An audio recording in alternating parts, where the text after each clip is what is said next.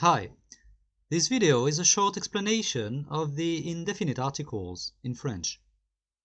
There are three of them: un, une, des.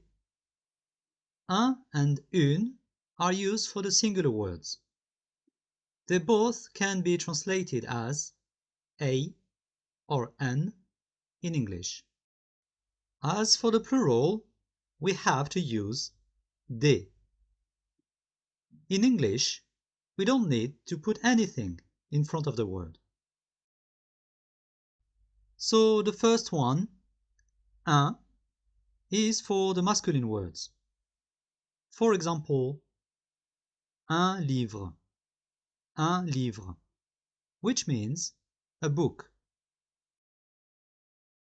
Then we have une, which is used for the feminine words. Example, une casquette, which is a cap.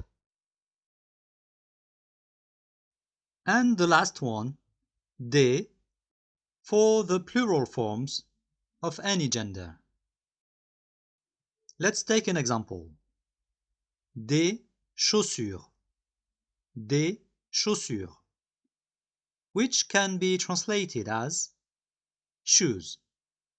In some occasions, we might say some shoes as well. That's it for today. See you next time. À bientôt.